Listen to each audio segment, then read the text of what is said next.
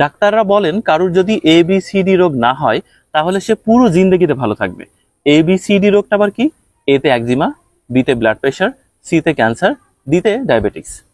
এইটা হচ্ছে একজিমা নির্মূল করে। এর শেকড়ের রস একজিমা সারাতে ভীষণ কার্যকরী। এর নাম হচ্ছে কাকচিরা, কানাইবাসী বা ঢোল পাতা।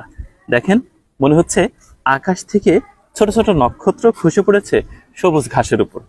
3টি নীল রঙের পাপড়ি আর হলুদ রঙের পুষ্পমঞ্জরি। এক চিত্তাকর্ষক ফুল হচ্ছে এই কাকচিরা বা ঢোল পাতা। এর পাতার রস হচ্ছে পোড়া জায়গায় লাগিয়ে দিলে সেই জায়গাটা খুব দ্রুত ঠিক হয়ে যায়। কানে যদি প্রচন্ড ব্যথা হয় তখনও এর পাতার রসটি ভীষণ কার্যকরী। বিভিন্ন অঞ্চলে এই কাকচিরার ডোগাটা সবজি হিসেবে গ্রহণ করা হয়ে থাকে। এই ডোগার রস, পাতার রস, শেকড়ের রস সবটাই ঔষধি গুণে পরিপূর্ণ। শরীরের কোথাও কেটে ছিঁড়ে গেলে এর পাতার রসটি লাগালে রক্ত পড়া বন্ধ হয়ে যায়। যে কোনো স্কিন ডিজিজ হলে এর পাতার নির্যাসটি খুবই ঔষধি গুণ সম্পন্ন। গ্রাম বাংলার মানুষ আগে এই কাকচিরা বা ঢোল পাতাকে ঔষধ হিসেবেই ব্যবহার করত।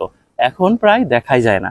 এখনো পর্যন্ত আমাদের ঝিনাইদহের পথে প্রান্তরে এই কাকচিরা, কানাইবাসী বা ঢোল পাতা গাছের ফুল এবং পাতা দেখা যায়।